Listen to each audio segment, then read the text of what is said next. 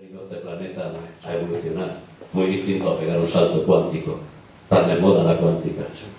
Un antropólogo como él, estoy seguro que se ha perdido más de una vez en la antropología urbana, aunque él va a contar una historia como contarían los maestros que han vivido en la universidad de la calle. Dicen todos somos Juan Tenorio, Cid Campeador y el otro, ¿cómo se llamaba? Don Quijote. Estamos en España. Le preguntaré a José Ortega si esos tres arquetipos de personas son acoplables o no, o se pueden transferir a otros seres de otras dimensiones o seres de otros lugares en este país. Somos Quijotes, somos Tenorios. Somos Quijotes, pero casualmente está muy bien la pregunta. José Ortega. Sí, está muy bien la pregunta. Porque aparece, Alonso quizás no aparece hoy. Bueno, pues, buenos días, muchas gracias a Miguel Celades por invitarme a este Congreso de Ciencia y Espíritu en Peñíscola. Y me gustaría empezar con una pequeña encuesta para ver si alguien sabe cuál era la fruta que Eva le dio a Adán en el paraíso. ¿Alguien sabe qué fruta era esa? ¿Eh? ¿Por allí? Manzana, ¿no? La manzana. Más votos a favor de la manzana.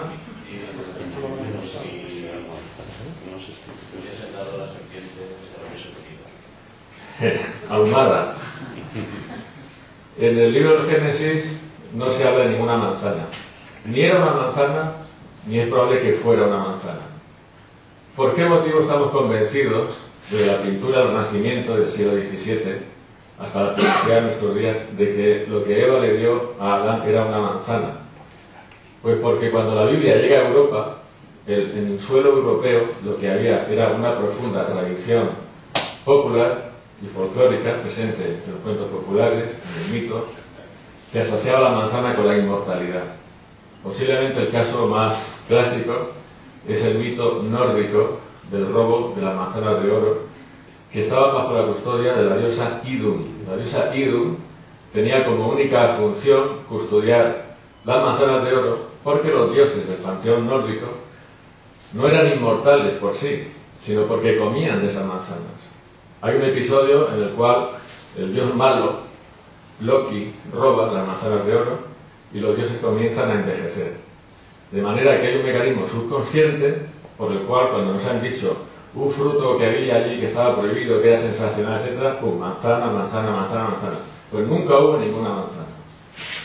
La segunda cuestión de la encuesta es si podría ser de buen gusto o si podría ser más bien una macarrada el coger un bote de pintura y darle una mano de pintura a una escultura griega clásica para dejarla como esta, por ejemplo. ¿Eso estaría bien? ¿Eso es artístico o eso es una salida de tono? Lógicamente todos pensaremos que cómo se nos va a ocurrir es darle una mano de pintura a la escultura clásica, los frisos del Partenón. La escultura griega clásica era polícroma y tenía pintura, y tenía sus colores blancos. Con el tiempo esa pintura se perdió y en el Renacimiento ya no había esa pintura. Y cuando Miguel Ángel hace Moisés y el David y la Piedad, es que ni se le pasa por la imaginación el coger un pincel y mira que sabía pintar y darle pintura a las estatuas. Y a partir de ese momento se conforma un patrón cultural también erróneo, de forma inconsciente, según el cual es de buen gusto que esas obras de arte sean así como las vemos sin pintura, pero en realidad eran polícromas. Otro error histórico. Y la tercera pregunta de la encuesta es si el cuento popular, de tipo cuento maravilloso, como Blancanieves, todo el mundo conoce a Blancanieves, si alguien sabe en qué momento se origina el cuento popular, en qué momento empiezan a contarse los cuentos. Porque vemos que en los libros se representan los personajes con ropajes del siglo XVIII, del siglo XVII.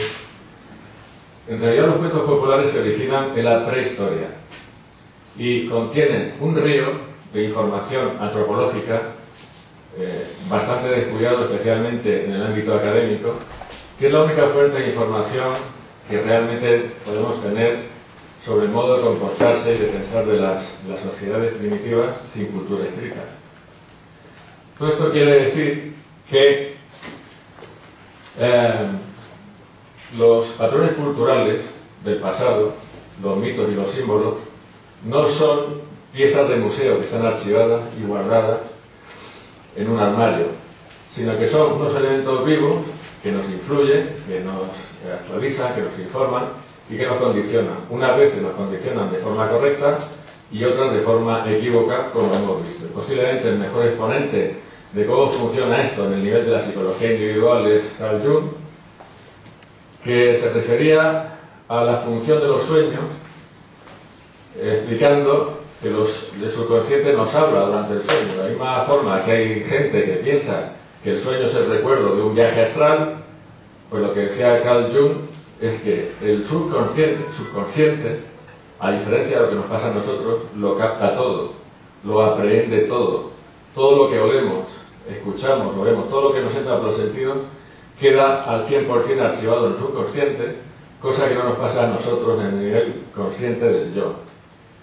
Y la consecuencia es que el subconsciente tiene más información que nosotros y por lo tanto tiene más criterio para elaborar un análisis de lo que está pasando y para formular opiniones o establecer criterios de conducta, y durante la noche pues nos habla en un monólogo que hace, y lo interesante es que ese monólogo tiene lugar a través de un lenguaje de símbolos que coincide con el lenguaje de símbolos del mito primitivo y de la religión primitiva. Y hay aquí uno de los grandes misterios de la historia de las religiones, que es la universalidad de este lenguaje de símbolos. Pues bien, esta historia empieza en Sumer, en el cuarto milenio antes de Cristo, en la orilla del Golfo Pérsico, con la cultura sumeria, que es una cultura que nadie sabe de dónde aparece, de dónde sale. La lengua sumeria no pertenece a ninguna familia lingüística, y los sumerios tenían este aspecto, se llamaban a sí mismos el pueblo de la cabeza negra, lo cual nadie tiene ni idea de qué puede significar, y en Sumer nace tanto la escritura como la agricultura a gran escala, como la ciudad. La función de la escritura, el motivo por el cual se inventó, es para establecer una estadística y tener una cuenta de los depósitos de cereales en el templo, que estaban a cargo de los sacerdotes. Lo que sucede es que una vez conocida y una vez usada, la escritura empezó a utilizarse para otros fines, como por ejemplo plasmar himnos religiosos y los mitos del país. Y así nació la primera literatura también. Y resulta que en Mesopotamia nace la primera obra literaria de la humanidad, que es el mito de Gilgamesh, que al mismo tiempo es una obra que tiene la rara cualidad de ser una obra en un proceso inacabado de reescritura a lo largo de por lo menos 6.000 años. Este Gilgamesh es una representación posiblemente de un cilindro sello acadio. Gilgamesh es el rey de la ciudad de Uruk. No es ahora cuestión de contar toda la historia, pero es un personaje muy peculiar, porque en el seno de una cultura primitiva, donde la literatura y la literatura religiosa sobre todo no hacen más que repetir la certeza sobre cómo está conformado el universo, Gilgamesh es un hombre como nosotros, es un hombre que duda, es un hombre que tiene miedo, siente ansiedad por algo tan humano como la frontera, como la muerte. Siente que va a morir y experimenta la necesidad de rebelarse contra ese destino fatal, y entonces hace un largo viaje en búsqueda de la inmortalidad. Y esta conferencia tiene que ver con el sentido que tiene ese viaje.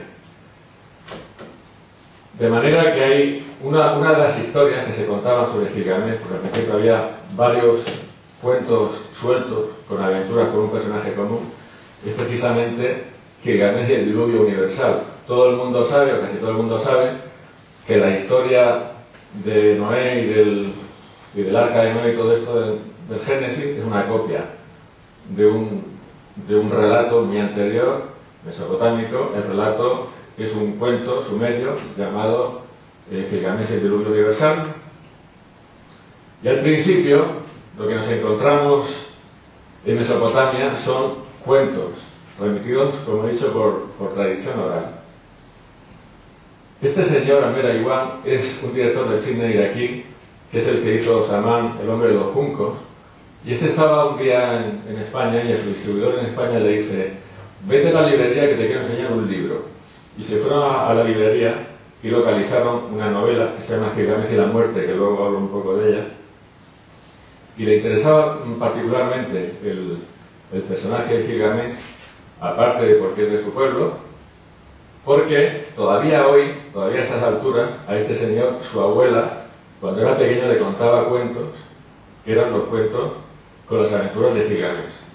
Y estos son los cuentos que cuando se inventa la escritura pasan a ser redactados por escrito en tablillas cuneiformes, y cuando la primera etapa de la cultura sumeria declina y pasan a ser dominados por los vecinos del norte, por los acadios, con Sargón de Acadé, que es este señor, Sargón de Akkad, el rey mítico, que da paso al reino de Akkad. Estos sí eran semitas, con una lengua semita clara.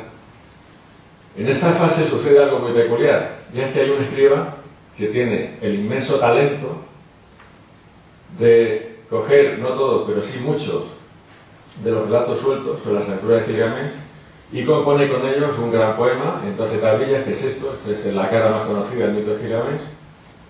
Es un gran poema en 12 tablillas en donde se crea la gran épica de Gilgamesh, el gran poema de Gilgamesh, que luego tuvo versiones de lengua babilónica, asiria, que son también todos estos semitas, pero también en lengua hitita. Los hititas eran un pueblo de lengua indoeuropea, no semita, que habitaban en la península de Anatolia, lo que hoy es Turquía, y esto demuestra la inmensa popularidad que tuvo la aventura del rey Gilgamesh en búsqueda de la inmortalidad.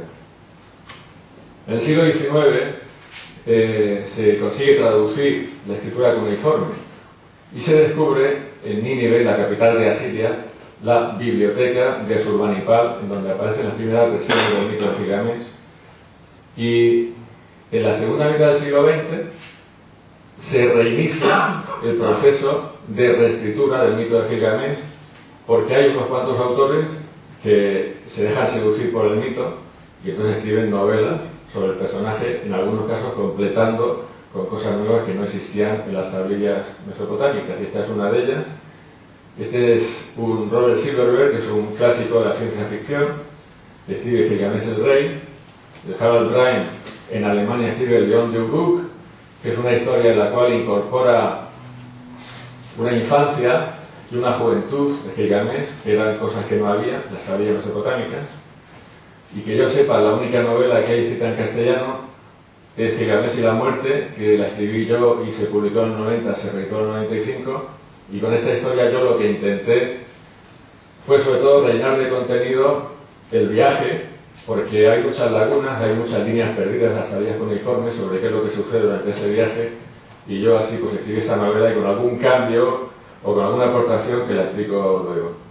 Bueno, todo esto es lo que nos interesa en el viaje. Cuando Gilgamesh inicia su viaje hacia el monte Nisir, donde estaba Siusudra, el hombre inmortal, le dicen: no vayas para allá, está muy lejos, es peligroso, y además ese viaje solamente lo ha hecho Utu, el patrón de los caminantes. Utu, apodado Heréode, casualmente. Utu es el dios del sol, sumerio. Esto es un cilindro sello que representa al dios Shamash, que es la versión acadia de Utu, dios del sol. Y vemos que le salen unas llamas de los hombros, indicativo de que efectivamente es el dios solar y está saliendo de un agujero en la tierra. Ese agujero es por donde sale el sol en el extremo oriental, después de haber estado circulando por el mundo inferior. Y esto nos indica, nos da un primer indicio de cuál es la derrota que sigue Gilgamesh, cuál es el rumbo que sigue. Está siguiendo un rumbo igual que el del sol, de oriente a occidente, está imitando al sol y se está transformando en cierto sentido pues en un héroe solar. Y esta animación, que a lo mejor ahora sí que entra, vamos a probar. Y mientras aguardaba, cayó en la cuenta de algo. El viento le había dado vida, cuando su padre, Lugalbanda, conoció a su madre en la cima de una colina. Ahora otra presencia transformada en viento lo llevaba al sepulcro, rumbo a la isla de los bienaventurados, y su cuerpo estaba desnudo, desnudo otra vez, para entregar su existencia con la misma pobreza y sencillez con que la había recibido.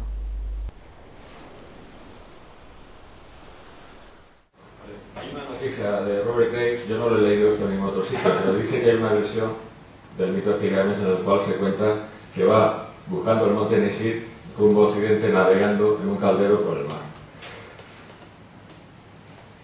Y otro que le pasa algo parecido es un héroe que se parece mucho a Gilgamesh, Heracles. Quiero decir que hay trabajos que vinculan a Gilgamesh con Heracles porque buscan una correspondencia entre el mito de Gilgamesh en 12 tablillas y los 12 trabajos de Hércules, de Heracles, donde además hay elementos del zodíaco. Por ejemplo, Gilgamesh tiene que ver que se encuentra con los escorpiones, etc. Una cosa un poco más complicada de explicar. Y entonces interpretan estos 12 trabajos como el viaje del sol a través de las constelaciones del zodíaco. Pero en todo caso, uno de los trabajos de Hércules fue robar el ganado rojo del rey Gerión, el rey que tenía los 3 cuerpos, tenía 3 cuerpos en uno, y vivía en la isla roja de Eritia, que cuenta Apolodoro que se encontraba delante de las columnas de Hércules y en algún lugar de la península ibérica. Entonces, el relato que hace Apolodoro del viaje de Heracles en busca de ganado rojo es un poco amanerado y tiene muchas intrusiones literarias, pero él lo cuenta así. Iba caminando y hacía mucho calor, y entonces se enfada con el sol y se pone a tirarle flechas al sol, tan enfadado como estaba, y el dios del sol dice: olé, un machote. Se ve complacido por la arrogancia del héroe, y entonces el dios del sol, Helios, le presta su copa, la copa del sol, una copa dorada, para que en adelante haga el viaje navegando, como podemos ver aquí. Y hay también algunas representaciones de Apolo, que es otro dios solar griego, también navegando en un caldero. Esto es el papiro de Turín, el más famoso papiro egipcio, que contiene un conjunto de fórmulas mágicas que se enterraban con el difunto egipcio en la tumba para conseguir la finalidad triple: primero, que el difunto juntara sus miembros y se levantara de la tumba; segundo, para que pudiera abrir la tumba; y tercero, para que pudiera cumplir el complicado, difícil e inseguro camino hacia el paraíso, que tenía muchos nombres, pero casualmente uno de esos nombres es la isla de las brasas, la isla del incendio. Hay un poema de Antonio Machado en el que dice: en el horizonte quedaban aún algunas brasas. Esta imagen poética remite lógicamente al crepúsculo, y es lo más parecido que nos podemos imaginar la isla del incendio, la isla de la brasa, a la isla roja de Eritia, que era un lugar que estaba también en el extremo occidental del mundo. El papiro de Turín es el libro de los muertos, todo el mundo ha oído hablar de él. Y cuando el difunto conseguía levantarse de la tumba, lo que hacía era que se unía a una curiosa procesión de almas en pena, o no en pena, no lo sé, que se llamaba la comitiva de Osiris, y que tenía como misión seguir a la barca de oro, del dios del sol en su camino de oriente a occidente en busca del reino occidental.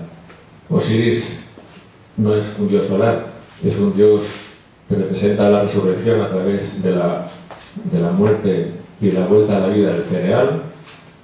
Es un dios que está muy vinculado a la religiosidad popular en Egipto, y es un dios muy parecido a Jesucristo mismo. Hay por ahí una tesis doctoral muy interesante que dice, que explica, pero muy bien explicado, cómo la historia de Jesucristo es una copia del mito de Osiris. Y de hecho los egipcios, la religiosidad más popular y más pegada al suelo, decían: como Osiris murió y resucitó, así también nosotros moriremos y resucitaremos. Pero el dios que llevaba la barca solar era el dios solar. Entonces el difunto egipcio pues está haciendo exactamente la misma cosa que los héroes de los que hemos comentado, que es un viaje de oriente a occidente en busca del gran momento de la consumación en el extremo occidental. Bueno, pues yo he estudiado todo lo que he podido los cuentos populares, y una vez escribí un artículo en una revista de arqueología en el cual yo sostenía una teoría que es mía, me puedo equivocar, pero lo que yo pienso es que en muchos casos lo primero que se escribió, lo primero que se inventó, lo primero que se contó fueron los cuentos populares, y de algunos cuentos populares se han fabricado algunos mitos. Y en concreto, yo, en una recopilación de cuentos que hice en su momento, encontré uno que luego vi que estaba en la colección de los hermanos Grimm y estaba dispersado por bastantes partes en Europa, que es el precedente, es la materia prima de la que luego salió el mito de Isis y Osiris. Bueno, pues en el cuento popular, del tipo cuento maravilloso, la esencia de esta narración es siempre el viaje. Siempre hay un viaje en el cual, aunque en el cuento popular no hay nombres propios, ni de personajes, ni de lugares, al héroe, al personaje que camina, le dicen al principio: tienes que ir al borde del mundo, tienes que ir al más lejano de los países. Siempre se describe el reino encantado, la meta de ese viaje, como algo extraordinariamente lejano. Y hay algún cuento suelto de la colección rusa de Afanasiev en el que se dice que ese reino está en Occidente, pero normalmente no hay pistas. Y aunque no hay pistas, sí que hay alguna referencia simbólica muy curiosa y muy graciosa que vienen de la colección rusa también, porque al héroe le dicen: coge un ovillo de lana, échalo a rodar y síguelo. Ese ovillo de lana es una elaboración simbólica del sol. Y hay un cuento en concreto en el cual le dicen: lanza el ovillo tres veces y llegarás con cada vez a un reino, que son el reino de cobre, el reino de plata y el reino de oro. Este camino triple del sol es algo clásico justamente del mito egipcio, porque en el mito egipcio el camino del sol también se divide en tres. El sol es Petri, el escarabajo de oro, cuando asciende al cielo. Es una imagen muy afortunada porque el escarabajo vive debajo de la tierra, hace agujeros y sale del fondo de la tierra, lo mismo que hemos visto que salía del fondo de la tierra el dios Utu o el dios Shamash, y entonces extiende sus alas y sale al cielo. El sol es Ra en la plenitud de su poder, en el cenit, y es Atum, el sol de la tarde, en el decaer del sol, cuando se encamina al reino encantado, al paraíso final, donde se mete para caminar durante las 12 horas de la noche, debajo de la tierra. Y Atum es representado como un caminante que se apoya sobre un báculo, porque se supone que está fatigado de tanto caminar. Por cierto, que este Atum es la versión del dios Sol que eligió el faraón Akenatón para fundar en él su reforma religiosa, que le cambió las funciones, la forma y todo lo demás. Atum. Bueno, pues muy bien. Aquí vemos dos imágenes en las cuales a la izquierda tenemos al dios Utu, a este ya lo conocemos, está saliendo por un agujero, y a la derecha lo que vemos es a un guerrero Nuba del Sudán que está entrando y saliendo por un agujero. Estas dos imágenes tienen cierta semejanza y cierta desemejanza. Los dos están saliendo de un agujero, pero la diferencia es que el Utu está haciendo un viaje en el espacio desde A hasta B. Ya sabemos que es de oriente a occidente, bla bla, etc. Y el guerrero Nuba lo que está haciendo es una ceremonia de iniciación a la edad adulta. Entonces está pasando por un agujero, pero no va a ningún sitio. Está haciendo un viaje en el tiempo. Ese viaje en el tiempo le lleva a su propia maduración como persona, porque antes de pasar por el agujero es un chico, es un joven, y cuando ha salido y ha cumplido el rito de paso, es un guerrero, es un adulto, está perfectamente integrado en la comunidad como ciudadano. Y esto tiene mucho que ver, o tiene todo que ver con lo que yo quiero contar de lo que significa el viaje del héroe.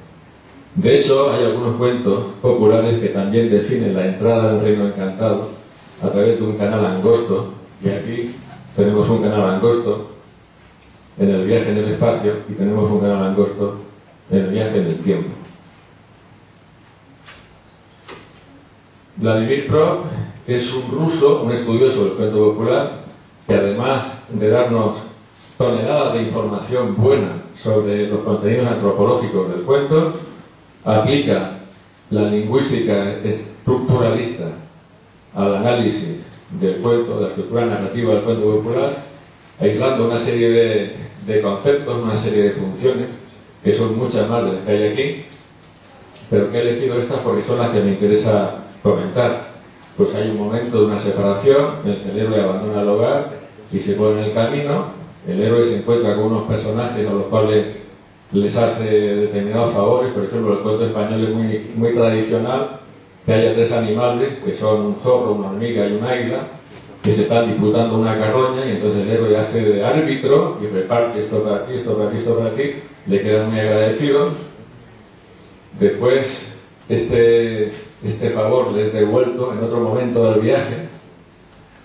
Por supuesto que el héroe tiene que pasar por el bosque oscuro, tiene que perderse y tiene que sentirse solitario y por fin entra al reino encantado. Bueno, son algunas de las funciones que aísla Vladimir Prof en esta publicación, que es la morfología del cuento, en el cual, como digo, aplica ese análisis estructuralista al esquema narrativo del cuento popular y llega al extremo de expresar un cuento popular mediante funciones simbólicas, en donde cada una de estas funciones simbólicas pues es uno de los elementos a los que me refería, que si la separación, que si la partida, que si el falso héroe, que si el donante mágico, que si el antagonista, etc. Esto es lo que hace Vladimir Prof. Y aquí tenemos a Bruno Bettelheim, que es un psicólogo austriaco. Es un judío superviviente del campo de exterminio de Dachau, que sin embargo se suicidó en 1980, pero antes de eso nos dejó una clave muy importante para decodificar un contenido oculto en el cuento popular. Y ese contenido oculto es realmente simple, es muy simple. Y es que el cuento popular, que nos describe un viaje del héroe, de un personaje joven, en busca de un imposible, está relatando en realidad un viaje en el tiempo, que es lo que le pasaba al guerrero Nuba. El cuento maravilloso, cuento del viaje, es una metáfora, es una imagen, es una alegoría. Cuando se nos dice que el héroe va al reino encantado, lo que se nos está diciendo es que el joven se encamina hacia su propia madurez, que el adolescente ha iniciado el camino, está cubriendo el camino hacia la edad adulta. Y tomando más o menos las categorías que había dado Vladimir Prof, pues por ejemplo, lo que cuenta Bruno Bettelheim es que el héroe tiene que irse de casa, el niño tiene que irse de casa muy joven, y a menudo el protagonista de los cuentos no es solamente un hombre o una mujer muy joven, sino que además es el menor de tres hermanos.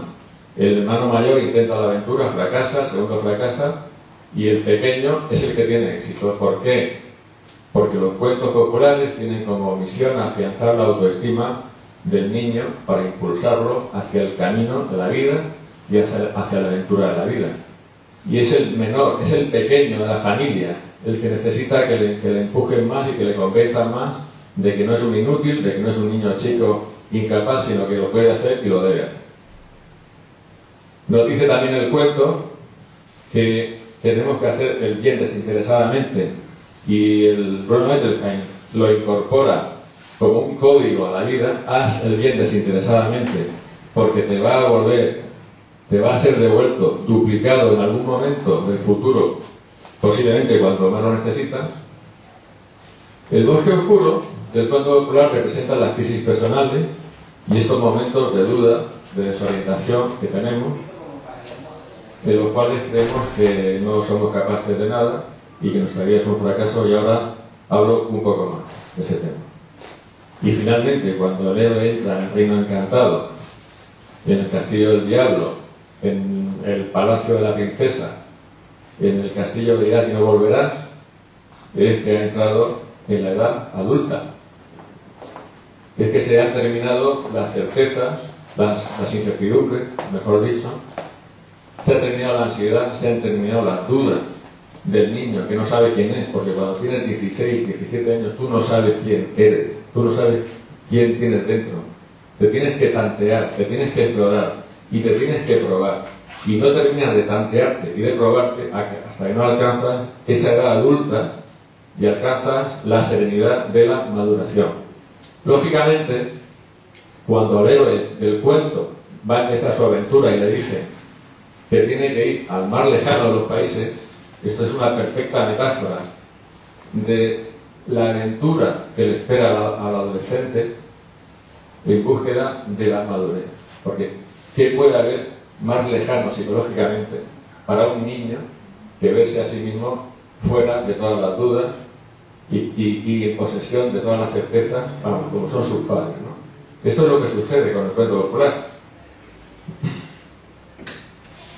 El bosque oscuro posiblemente es el al que se refería Dante en el primer capítulo de la Divina Comedia, cuando decía: el medio del camino de nuestra vida me encontré con una selva oscura. Y yo pienso que estas crisis personales, bueno, como he dicho, el cruce de este bosque donde el héroe del cuento se pierde y cree que no va a salir nunca de él, que nunca va a encontrar la salida ni la solución, es una metáfora del sufrimiento personal, del dolor personal, del sentimiento de fracaso que casi todos hemos experimentado en la vida. Yo creo que hay una falta de conciencia sobre el significado de las crisis personales y del dolor humano, porque generalmente se considera que es algo total y absolutamente inútil. Yo creo que no, por un motivo muy sencillo, es muy simple. Es que si tú has sufrido, eres capaz de contactar con el sufrimiento de los demás, de ponerte en el lugar de los demás y de ayudar a los demás, que es en lo que consiste esto. Eso es lo que consiste esto, porque a estas alturas yo creo que ya estamos convencidos de que el fin de la vida de cada uno de nosotros es convertirnos en héroe, pero eso no lo puede conseguir cualquiera, por lo menos si no se pone anímicamente en el lugar de los otros. Quiero poner un ejemplo. Yo estaba trabajando hace muchísimos años en una oficina y había dos señoras en esa oficina que habían entrado a trabajar antes de los 20 años y tenían más de 60 y no tenían familia, dos hermanas. En esa época ya había crisis económica, era el 84. Y entonces aparece en prensa que un trabajador desempleado se había ahorcado, se había suicidado. El comentario que hicieron estas dos hermanas fue particularmente duro. Mira el tiempo que pasó y me acuerdo. Ellas dijeron: tiene mucho cuento. Tiene mucho cuento. Esto es lo que dijeron las hermanas. ¿Esto qué significa? Esas hermanas nunca jamás en su vida habían tenido que preocuparse por encontrar trabajo, ni por haber perdido el suyo, ni por mantener una familia, porque nunca habían tenido familia. Y esto creo que es un ejemplo, entre otros muchos, de cómo las personas que no han experimentado esas crisis personales y ese sufrimiento personal tienen enormes dificultades para ponerse en lugar de los otros, auxiliarlos y ayudarlos. No quiere decir que no sean excelentes personas y buenos ciudadanos, pero yo creo que les falta ese punto para alcanzar el ideal del que estamos hablando aquí, que es el ideal del héroe. Porque lógicamente, si queremos tanto hablar del héroe, uy, como me gusta el héroe, tenemos que perfilar un poco en qué consiste. Y no es el héroe el que va al gimnasio, no es el héroe el que tiene bíceps, ni el que pega mamporros, sino el que sirve. La esencia del héroe es servir y ponerse en la situación anímica del otro. Y para eso creo que hace falta pasar por el bosque oscuro, porque pasar por el bosque oscuro es justamente lo que te permite ponerte en la situación anímica del otro. Hay una diferencia entre estar viendo el telediario mientras me como 2 huevos fritos y estoy viendo cómo a los negros del centro, a los niños negros del centro de África se lo comen las moscas y decir: uy, qué pena, esto está muy mal, y sentirlo. Y ahora, puesto que hemos hablado del ingenioso hidalgo Alonso Quijano, yo pienso que Alonso Quijano, que tiene muchas virtudes, pero Alonso Quijano era un señor que se había pasado aparentemente la vida sin pegarle un palo al agua leyendo novelas. Y tenía una obsesión, que era la obsesión de parecerse a los héroes de las novelas que él leía, y repetía continuamente el ideal de conducta de auxiliar a los desamparados y proteger a las viudas, que debían ser un prototipo de personas desamparadas en el siglo XVI. Pero es que él no lo sentía, porque no conocía a ningún desamparado y a ninguna viuda. ¿Quién va a conocer si estaba todo el día leyendo en su casa? Esto era una pose, esto era un ideal egocéntrico que él tenía, que estaba: yo me quiero parecer a Madrid de Gualda porque fíjate que me gusta. Pero este no podía haber llegado nunca a encarnar el prototipo del héroe, justamente porque le faltaba eso, porque le faltaban las crisis personales, porque le faltaba el bosque oscuro. Bueno, pues a la hora de saber si estos criterios que están implícitos, que están presentes y escondidos, pero al mismo tiempo visibles en el cuerpo popular, son buenos o malos y son dignos de seguir o no son dignos de seguir, tenemos que tener en cuenta, aunque es muy difícil, no, es imposible, saber cómo funcionaba una sociedad prehistórica donde nacieron los cuentos, porque es una sociedad sin escritura. Sin embargo, sí que sabemos cómo funcionan los primitivos actuales que viven en el Paleolítico, que más o menos sería de una forma parecida. Pues son sociedades en las cuales no se sabe lo que es el suicidio, no se sabe lo que es el psiquiatra, no se sabe lo que es la depresión y no se sabe lo que es la violencia de género. Son sociedades perfectamente estructuradas, con un patrón común de valores y donde todo el mundo sabe cómo se tiene que comportar, y donde cada uno puede experimentar la seguridad psicológica que se desprende de pertenecer a un grupo que mantiene los mismos ideales. Y nosotros no tenemos eso. No tenemos eso. Tenemos un dogma que es ficticio, que es mentira, que es la libertad, que nos dice, sí, tú eres libre. Nuestra sociedad se caracteriza por la libertad individual, muy estupendo, me satisface. Pero si me dicen eres libre, no me están dando muchas pistas de cómo tengo que comportarme. Y entonces, yo creo que de aquí se tiene una serie de carencias importantes que se ponen de manifiesto con la sociedad tal como la estamos viviendo. Desde luego, los cuentos populares dejaron de contarse después de haber estado siendo transmitidos por tradición oral durante miles y miles de años, en la segunda mitad del siglo XX, cuando se inventó la televisión.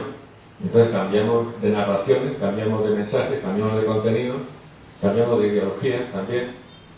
Y yo no digo que esto haya sido un invento de propósito del nuevo orden mundial para desestructurar la sociedad, pero le viene de maravilla. El primer párrafo del libro de Bruno Bettelheim, no sé cómo se traduce en castellano, yo lo leí en inglés, dice que tenemos que aprender a ser conscientes de nuestra propia vida, que es lo que no le interesa al nuevo orden mundial, por supuesto. Porque si fuéramos conscientes de nuestra propia vida, seríamos conscientes de la mentira que nos rodea, de la matriz y de demás familias. Y entonces podemos hacer una prueba para ver si por casualidad pudiéramos estar cumpliendo con los ideales de la cultura primitiva, con los ideales y los patrones y los criterios que establecían aquellos sabios primitivos que inventaron los cuentos populares para la evolución del joven adulto. Se cumple con el criterio de que los hijos abandonen pronto el hogar, a los 17, a los 18 años, pues no. ¿Por qué? Porque las condiciones socioeconómicas lo impiden radicalmente y se tiene que quedar en casa hasta edad muy avanzada, todo el mundo lo sabe, no hay ningún secreto, más allá de 30 años en algunos casos. ¿Nos están enseñando a hacer el bien desinteresadamente, como nos cuenta esta sabiduría primitiva? Pues no. ¿Por qué? Porque estamos siendo educados en el marco de un sistema capitalista brutal y deshumanizado, cuyo único criterio básico es la avaricia. Nos están educando en unas directrices que son el egoísmo, la competitividad y el beneficio propio. A la pregunta de si se entiende hoy el valor del sacrificio y las crisis personales, pues conozco poquísima gente que sea capaz de entender qué significa el sufrimiento humano y de comprender que muchas veces se trata de una crisis para hacernos mejores, para escalar nuestra propia humanidad. Esto es como si fuera un bloque de piedra y en ese bloque de piedra el cantero estuviera dándole al cincel y estuviera esculpiendo la forma de una figura humana. Ese cincel es el dolor, el sufrimiento humano, es el bosque oscuro. Conozco muy poca gente que sea consciente de esa realidad y desde luego que yo no quiero por nada hacer una crítica de la juventud que nos ha dado alguna lección muy importante el año pasado y continúa, pero bueno, parece ser que la juventud hoy tiene dificultades para asimilar el concepto de la paciencia, de la perseverancia, de la fortaleza, del esperar que va a llegar, que también lo que se necesita para salir de ese bosque cuando nos hemos perdido y no encontramos la salida. Muy bien. Entonces, ¿qué queda hoy? Los cuentos populares empiezan a contarse en el origen de la humanidad y de pronto, raca. Por lo menos en las sociedades civilizadas se interrumpe esto. Y sin embargo, sí que queda la traza de este concepto, el concepto de la conversión del joven en héroe y el concepto subliminal de que el fin de la vida de cada uno es convertirse en un héroe. Yo me sorprendí mucho un día que hacía un curso de guión de cine y un monitor se sentó y dijo: para saber escribir un guión de cine bien, hay que haber leído a Vladimir Prot, curioso, el ruso, el del análisis estructuralista, porque resulta que la estructura narrativa del guión de cine, planteamiento, nudo de desenlace, pero también todos los conceptos aislados que había llegado este señor, de que si el héroe, que si la partida, que si la separación, que si el antagonista, todo esto, que está en el guión de cine, está copiado de la estructura del cuento popular. Está copiado. Esta señora, Linda Seger, es analista de guión en Estados Unidos. Su trabajo consiste en que le dan los guiones, que terminan los guionistas, y antes de que eso se pueda convertir en una película en la que hay que invertir una fortuna, pues ella lo revisa. Es la persona que más sabe de guión en el mundo. Y Linda Seger publica un libro que en castellano se llama Cómo convertir un buen guión en un guión excelente, que de forma muy sorprendente se parece muchísimo a la morfología del cuento de Vladimir Prot, porque en este libro va analizando todas las categorías a las cuales se refería Vladimir Prot, etcétera, etcétera, etcétera. Muy bien. Yo pienso que sí es cierto que el ideal del héroe, que el ideal del camino del héroe, de la conversión del joven en adulto, generoso, capaz de ayudar a los demás, que es lo que es un héroe, se ha conservado a través del cine. Y se ha conservado a través del cine de aventura, especialmente el cine norteamericano. Pero pienso que en esa conversión se ha perdido algo de calidad, se ha perdido algo importante. Porque claro, sí que es cierto que el cine encarna ese tipo de personaje, que se crece a sí mismo, que se justifica, que se demuestra que es capaz, pero los cuentos populares no tienen ideología. Y el cine sí, y el cine americano sí. Y no es el cine americano de aventura. Quiere decir que yo, aunque no he tenido el placer de ver estas películas, pero pongamos Rambo 1, Rambo 2, Rambo 3, Rambo 4, Rambo 5, Rambo 6, Rocky 1, Rocky 2, Rocky 3, Rocky 3, todos estos pueden encarnar el ideal del héroe, pero me están haciendo un regalo que yo no quiero, también de forma subliminal, que me están colocando una ideología que a mí no me interesa. Entonces, la industria del cine, que maneja una fortuna en dinero, pues no creo yo que sea un sector económico precisamente antisistema. Entonces, no todas, por supuesto, pero muchas de estas películas nos están haciendo llegar unos mensajes ideológicos que a lo mejor no son los que queremos nosotros, a través de la estructura del cuento popular, y por tanto yo aquí veo que se ha perdido algo en el cambio. Entonces, aprecio dos procesos paralelos. Uno es este que ahora lo explico un poco mejor, y el otro tiene que ver con El secreto. Yo no tenía ni idea de que existía este libro hasta hace 2 años, en que llegó a mi mano, me enteré, lo leí, muy bien, muy interesante. Y un día estaba tomando café con mi amigo Manolo Conesa, que es un gran entendido en filosofía, y le pregunté: Manolo, ¿tú qué opinas del libro El secreto? Y dice: pues es que el secreto no es más que las 7 leyes espirituales, redactados de primera forma, en manera del libro, las 7 leyes de la hermética. Y tampoco sabía yo lo que era eso, había oído hablar de Hermes Trismegisto, pero bueno, del proceso paralelo de deterioro de los valores importantes espirituales que yo veo es este. Aquí tenemos a un personaje mítico que posiblemente nunca existió, Hermes Trismegisto, que deja las 7 leyes espirituales, que después viene una autora, una señora, hace un libro con un estilo muy norteamericano, y da al gran público una versión deteriorada, una versión de calidad inferior y utilitarista. Digo utilitarista porque en este libro, entre otras cosas, se proponen estas técnicas para fines no precisamente muy espirituales, como acostarse con una señora, que yo he leído, que lo pone. Y entonces, digamos, que es una versión deteriorada y una versión utilitarista de una gran sabiduría que procede de las fuentes inmensas del manantial de la sabiduría primitiva. Es lo que observo también con el cuento popular. Tenemos unos sabios primordiales y anónimos que se sacan de la manga estos contenidos del cuento que son tan importantes para la evolución de un joven, y veo que también hay un deterioro de este mensaje, aunque siga el mensaje, con el cine de aventuras. Eso no hay que ver, esto es otra cosa. Esto es una serie de televisión que dice, bueno, pues al final he dicho que había un escriba acadio que había tenido la gran virtud y el gran talento de coger todas las historias sueltas sobre Gilgamesh, algunas historias sueltas sobre Gilgamesh, y componer el gran poema en 12 tablillas. Y yo decía, tiene mucho talento, está muy bien. Pero no tenía suficiente talento como para rematar la historia en el marco de este contexto que estoy hablando, que es el crecimiento personal, porque la historia de la épica de Gilgamesh escrita por este escriba se resume en un inmenso fracaso, porque llega al monte Nisir y le dice a Ziusudra que quiere que comparta con él el secreto de la inmortalidad. Le dice que no puede porque es imposible.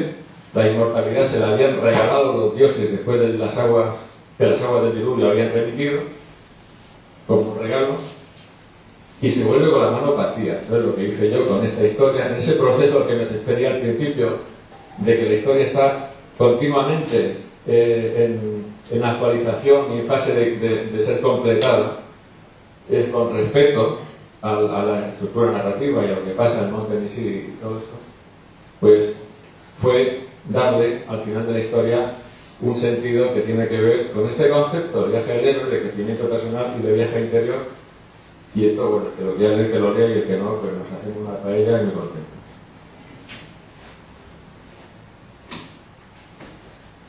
Estos son libros de mi estantería. La conexión de Jonasier, los hermanos de Espinosa en Castilla y León, Afganistán, pues todo.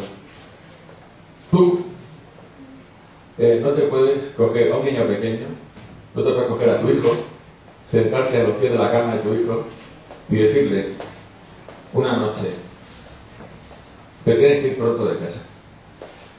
Con 17 años te quiero fuera de casa. Y a la siguiente noche sentarte a los pies de la cama del niño y decirle: con 17 años te vas de casa. Y al día siguiente, y al otro, y así 3 años. Porque el niño se va a creer que no lo quiere. Tampoco te puedes sentar a los pies de la cama de un niño y decirle: niño, tienes que ser bueno. Y al otro día: niño, tienes que ser bueno, porque se va a aburrir. Es que lo matas de aburrimiento. Y tampoco te puedes sentar a los pies de la cama de un niño y decirle: oye, niño, va a haber un momento en tu vida en el que te lo vas a pasar fatal, como lo que decía Serrat: nadie puede impedir que sufran nuestros hijos. Te lo vas a pasar fatal. Vas a estar en un bosque oscuro que vas a estar sufriendo, pasándolo, y una noche, y otra noche, y otra noche, porque el niño va a tener pesadillas.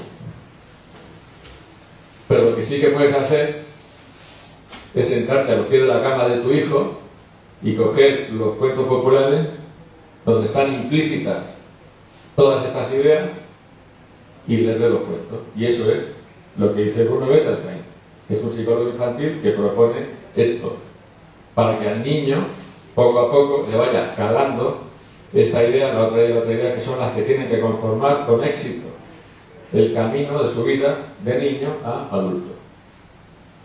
Yo empecé a recopilar cuentos populares con 19 años, después estuve trabajando, estuve estudiando, estuve intentando hacer entrecruzamiento de datos, publiqué un libro con la Universidad de Murcia sobre antropología de los cuentos populares en el 92, y también me senté muchas veces a los pies de la cama de mis 2 hijas y les leí estos cuentos.